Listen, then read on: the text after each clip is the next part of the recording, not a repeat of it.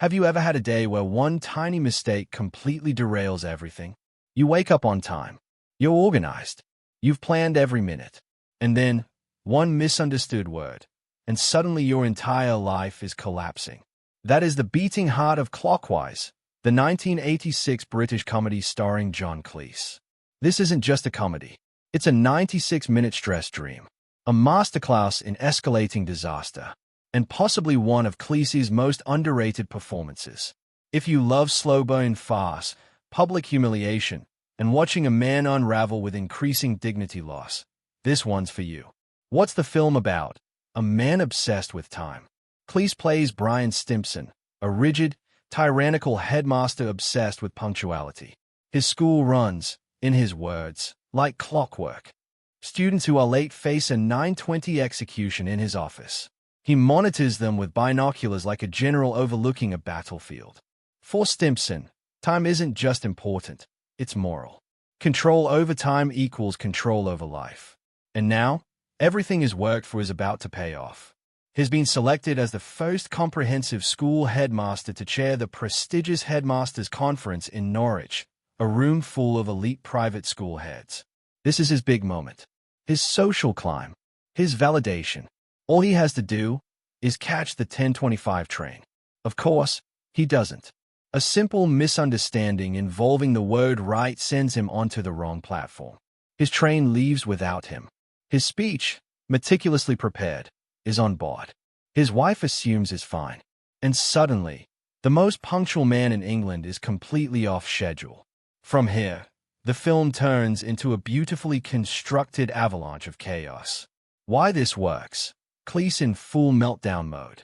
Coming off the success of Fawlty Towers and Monty Python's Flying Circus, Cleese was already famous for playing men on the brink of explosion. But Brian Stimpson isn't Basil Fawlty 2.0. Basil explodes outward. Stimpson implodes inward. You can see the panic rising behind his eyes. His jaw tightens. His movements become sharp, desperate, increasingly animalistic. It's physical comedy mixed with social horror. There's a scene where he attacks a broken telephone box in sheer frustration. Another where he kicks a car that just splashed him with mud. It's not cartoonish rage. It's painfully relatable fury. Cleese even won the Peter Sellers Award for Comedy for this performance in 1987. And honestly, it's deserved. Disaster by design. The script, written by playwright Michael Frayn, is structured like a precision device designed to torture its protagonist. Every solution creates a bigger problem. After missing the train, Stimpson hitches a ride with one of his students, Laura, who happens to be playing truant. This single decision sets off a national misunderstanding.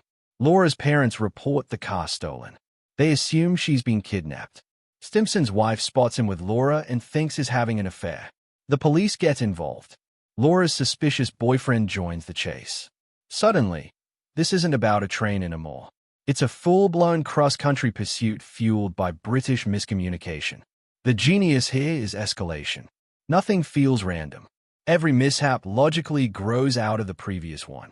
It's classic theatrical farce. Doors slamming, timing misfires, social embarrassment stacked like dominoes.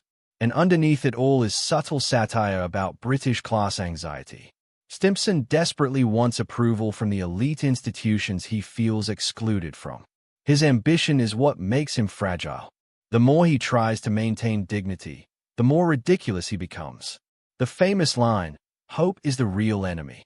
Because the film isn't just about failure. It's about false recovery. Every time Stimpson thinks he's back on track, something worse happens. It's the emotional rhythm of modern life. Honestly, you think you've fixed everything, and then the universe says, not quite. Reception and legacy. When Clockwise released in 1986, it did well in the UK but struggled in the US. The humor was very British, dry, situational, culturally specific. There's a sequence where Stimpson tries using multiple broken public telephones. British audiences laugh because, of course, the phones don't work.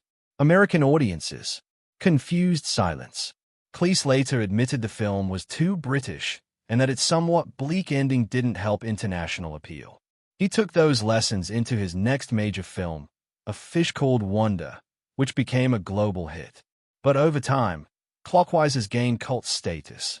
Many fans even argue it surpasses Fawlty Towers in narrative construction. It's tighter, meaner, more structurally perfect. The ending, chaos wins. Stimson eventually arrives at the conference. Late, muddy, disheveled, speechless, literally, because his speech is gone.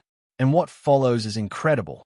He delivers an improvised tirade, treating the elite headmasters like misbehaving schoolchildren. It's unhinged. It's cathartic. It's the total collapse of his old identity. In trying to control everything, he becomes the embodiment of chaos. And weirdly, it's freeing. Final verdict. Clockwise isn't as flashy as A Fish Called Wanda. It isn't as iconic as Monty Python, but it might be Cleese's purest comedic performance.